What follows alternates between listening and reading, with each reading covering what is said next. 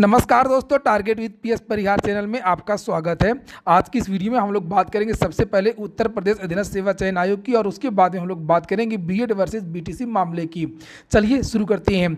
UP triple SC के सारे updates आपको इस चैनल के माध्यम से दिए जाते हैं, इसलिए आप लोग चैनल को सब्सक्राइब अवश्य कर लें। यूपी ट्रिपल एससी की ताज़ा अपडेट ये है कि यूपी ट्रिपल एससी में अभी पीईटी के जो कट ऑफ घोषित किया गया लेखपाल भर्ती मुख्य परीक्षा के लिए, उसमें कम से कम 4 याचिकाएं अब तक दाखिल हो चुकी हैं। चारों के बारे में मैं बताऊंगा और एक याचिका सोमवार या मंगलवार को दाखिल हो जाएगी। एक तो मामला है कि पीईटी का जो एज लिमिट थी वो अलग रखी गई थी और लेखपाल भर्ती की जो एज लिमिट थी वो अलग रखी गई थी। पीईटी के लिए 2021 से आयु की गणना की गई थी और लेखपाल भर्ती के लिए 2022 से आयु की गणना की जा रही है। एक तो याचिका ये है।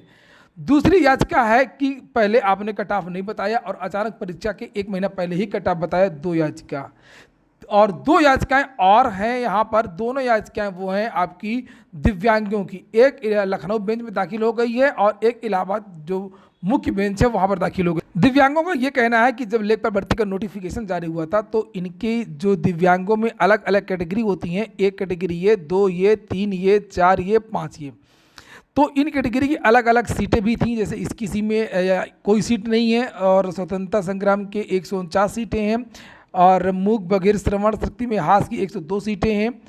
प्रमस्तिष्क अंगघात यानी मेंटल वाला 122 है और यहाँ पर इसकी 0 है और यहाँ पर इसकी 85 हैं। तो इस तरीके से इनकी जो सीटें हैं अलग अलग, जितनी कैटेगरी के दिव्यांग होते हैं उनकी अलग अलग सीटें हैं। लेकिन जो है जब पीईटी का कट ऑफ घोषित किया गया तो सबके लिए एक समान जो है कट ऑफ घोषित कर दी गई। इसी को लेकर के विद्यार्थी कोर्ट चले गए हैं। विद्यार्थियों का कहना है कि जिस तरीके से अलग अलग सीटें हैं अलग कैटेगरी के लिए, तो सबके लिए अलग अलग कट ऑफ पीईटी का भी होना चाहिए। और सबसे पहले इसी केस की सुनवाई होने जा रही है। यहाँ पर देख सकते हैं 9 तारीख को ही याचिका दाखिल कर दी गई थी और 18 तारीख को यहाँ पर देख सकते हैं आप लोग सीरियल नंबर 22 कोड नंबर 6 पर ये इस केस की सुनवाई होगी। और तो मेरे छात्रों से बात हुई तो मैंने कहा कि आप लोग इस भर्ती को रुकवाइए मत। तो उन्होंने छात्रों का ये कहना था कि हम भर्ती को रुकवा नहीं रहे हैं, सरकार बस हम लोगों के लिए अलग अलग कट ऑफ घोषित कर दे। तो 18 तारीख को जो लखनऊ बेंच में याचिका दाखिल है उसकी सुनवाई है। 8 छात्रों ने मिलकर के इलाहाबाद हाईकोर्ट में जो मुख्य बेंच है यहाँ पर याचिका दाखिल की है, तो उस केस की सुनवाई 19 या 20 तारीख को होगी। अभी उसकी जो लिस्ट है वो जारी नहीं हुई है। और इसी तरीके से जो एक ये है कि ज़्यादा से ज़्यादा छात्रों को सम्मिलित किया जाए, इसके लिए भी याचिका दाखिल की गई है। इस केस की भी सुनवाई बहुत जल्द होने वाली है। तो कुल मिलाकर के अगले हफ्ते इन सभी याचिकाओं की सुनवाई हो सकती है।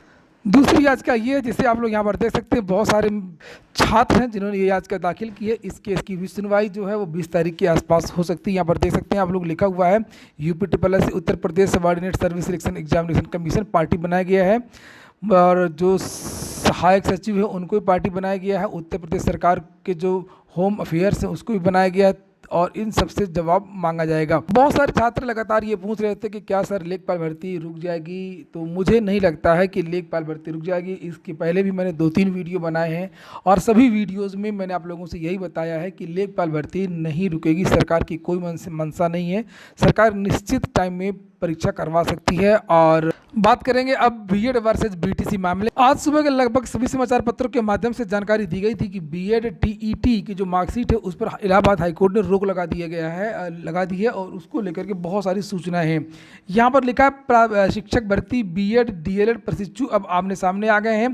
प्राथमिक स्तर की टीईटी 2021 के प्रमाण पत्र जारी करने पर इलाहाबाद हाईकोर्ट की रोक एक अदद न सरकारी नौकरी पाने की लड़ाई का परिणाम है और राष्ट्रीय अध्यापक शिक्षा परिषद एनसीटीई ने 28 जून 2018 को बीएड डिग्रीधारियों को प्राथमिक स्तर की शिक्षक भर्ती के लिए मान्य कर दिया था, जिसके बाद 69,000 सहायक अध्यापक भर्ती में हजारों बीएड डिग्रीधारी शिक्षक पद पर चयनित हो गए और उसी के बाद से डिप्लोमा इन एलिमेंट्री एजुकेशन करने वाले बेरोजगारों में असंतोष था। वर्तमान में उत्तर प्रदेश में बीएड डिग्रीधारी बेरोजगारों की संख्या तकरीबन 12 लाख है और डीएलएड प्रशिक्षित बेरोजगारों की संख्या 6 से 7 लाख के आसपास बताई जा रही है। डीएलएड प्रशिक्षुओं का तर्क ये है कि बीएड का कोर्स माध्यमिक स्कूलों में शिक्षक भर्ती के लिए तैयार किया गया है। चूंकि पहले से उत्तर प्रदेश में डीएलएड बीटीसी प्रशिक्षुओं की पर्याप्त संख्या उपलब्ध नहीं थी, इसलिए बीएड को 1 जनवरी 2012 तक प्राथमिक स्कूलों में सहायक अध्यापक पद पर भर्ती के लिए छूट दी गई थी। 72,825 प्रशिक्षु शिक्षक भर्ती में विवाद के कारण समय सीमा बीतने पर बीएड वालों को 31 मार्च 2014 तक नियुक्ति में छूट बढ़ानी पड़ी थी। उसके बाद बीएड वाले प्राथमिक स्कूलों की भर्ती से बाहर हो गए थे। हालांकि एनसीटीई ने 28 जून 2018 को फिर से बीएड को प्राथमिक शिक्षक भर्ती में मान कर लिया है, जिसके चलते डीएलएड करने वालों की शिक्षक भर्ती में चयन की संभावना कम हो गई है। क्योंकि अब लिखित परीक्षा होने लगी है, सुपर टीईटी का आयोजन होने लगा है, जिसकी वजह से बीटीसी के जो छात्र चाहते हैं कि कंपटीशन कम हो और बीएड के जो छात्र वो बाहर हो जाएं। अब ये है कि मामला चला गया है supreme court, Allahabad high court में तो चल रहा है। बात इलाहाबाद हाई कोर्ट की ही नहीं है, भारत की बहुत सारी हाई कोर्ट हैं जहाँ पर ये मामला चल रहा है, चाहे वो पश्चिम बंगाल हो, चाहे वो हरियाणा हो, चाहे वो पंजाब हो, चाहे वो दिल्ली हो। लेकिन अब जो मुख्य मामला राजस्थान वाला सुप्रीम कोर्ट वाला जब चला गया है, सुप्रीम कोर्ट में चला गया है, तो उसके निर्णय का सभी को इंतजार है। जब तक सुप्रीम कोर्ट निर्णय नहीं देती है तब तक मुझे नहीं लगता है कि कोई भी हाई कोर्ट अब इस पर कोई निर्णय देगी। ये हो गया आज का वीडियो। पूरा वीडियो सुनने के लिए बहुत बहुत धन्यवाद।